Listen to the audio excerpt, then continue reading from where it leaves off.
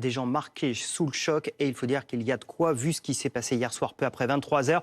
On va revenir sur le film de cette soirée avec nos éclaireurs.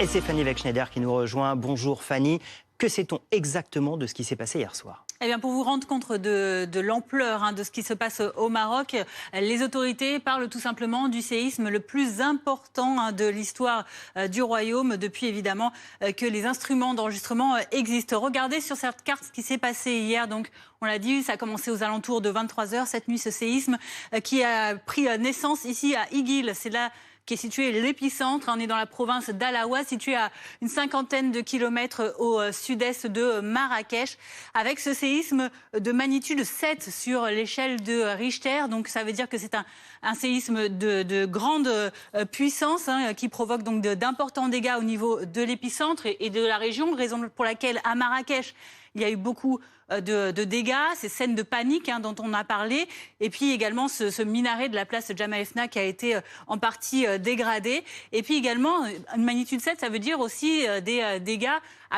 des secousses, en tout cas ressenties à plusieurs centaines de kilomètres de là. Et c'est le cas, en effet, dans les provinces, notamment de Taroudan, de Chichaoua ou encore de Ouarzazate. Le bilan, il est encore provisoire. Regardez ce que le ministère de l'Intérieur marocain a donné aujourd'hui dans ces villes, donc de Al-Awaz, Taroudan, Chichaoua, Ouarzazate, Marrakech. On en est pour l'instant à au moins 632 morts. Le précédent bilan faisait état de 296 morts. Quant au nombre de blessés, vous allez voir, on est presque à 330, 329 blessés, dont 51 graves à l'heure actuelle. Alors Fanny, ce n'est pas la première fois que le Maroc est frappé par un séisme. Non, en effet, on se rappelle de ce séisme qui a été provoqué il y a un peu moins de 20 ans. C'était en 2004, le 24 février. Un séisme qui avait touché cette fois-ci la région de Al-Hoceïma. On est ici sur la côte méditerranéenne, à 400 km au nord-est de Rabat.